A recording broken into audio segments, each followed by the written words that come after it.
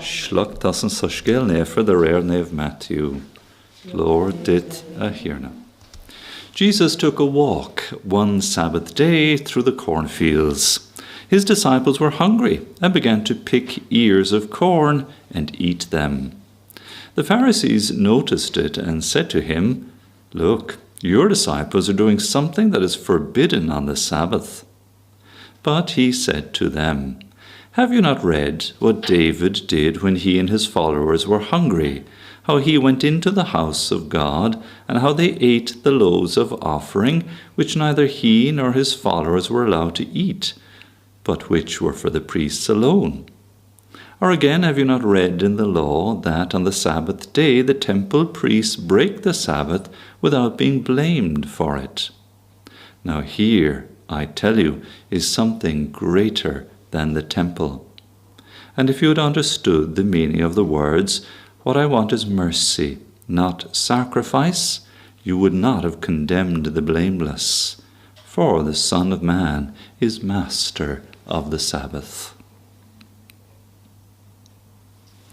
Susgelan tirna, mulla dit a Christ. May the words of the gospel wipe away all our sins.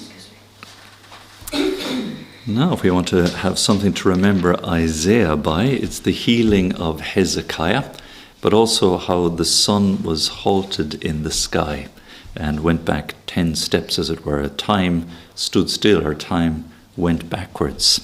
And that's not a unique event. The miracle of the sun at Fatima in more recent times is another extraordinary moment when, again, God's power transcends nature. And Jesus does that constantly, transcending the power of nature. We are to list off the huge number of miracles wrought by Jesus himself. The blind could see, the deaf could hear, the dumb could speak, the lame could walk, lepers were cleansed, demons cast out, the dead raised to life, and he himself too risen from the dead. This is why Jesus is at the very center and the heart of all we are. When we believe in him, he is the way, the truth, and the life, and there's no one else to whom we can turn. No one else who, except by the power of God alone, that the Lord can work all these things. So this is why Jesus is saying to them, look, they're kind of picking holes and nitpicking. Here's your disciples doing all these things that are forbidden by the law. And yet the Lord is saying, if you only understood the meaning of the law and the prophets, there's something greater than the law here. Jesus is, above and beyond all of these things. And it's interesting then how he doesn't lord it over us in any sort of way we might expect a deity, all-powerful, all-knowing, all-seeing, as it were, wagging a finger and watching our every move. That's not the nature of our God.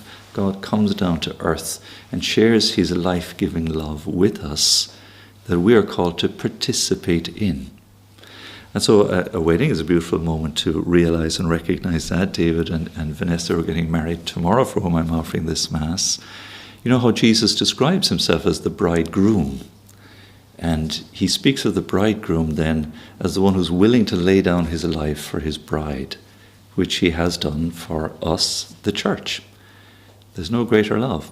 And on the wedding day, these are the exact words that are repeated, that we hear, that the bride and groom give themselves to each other all the days of their life, for better, for worse, for richer, for poorer, in sickness and in health.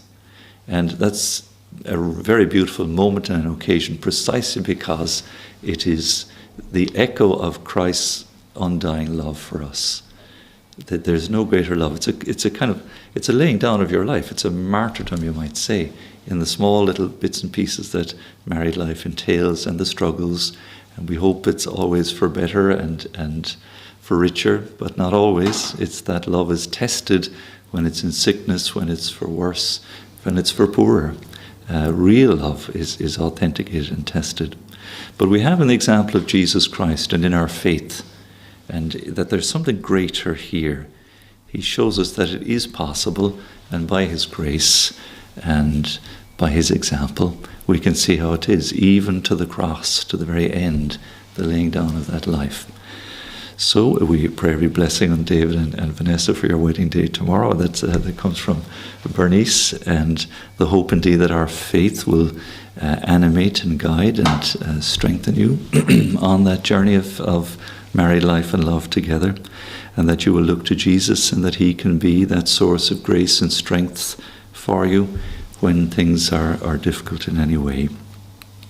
So we thank God for God's presence with us, that the Lord saves us, as the psalm says, from the pit of doom, as he saved Hezekiah through his prayerful intercession, and indeed as the Lord indeed saves each one of us.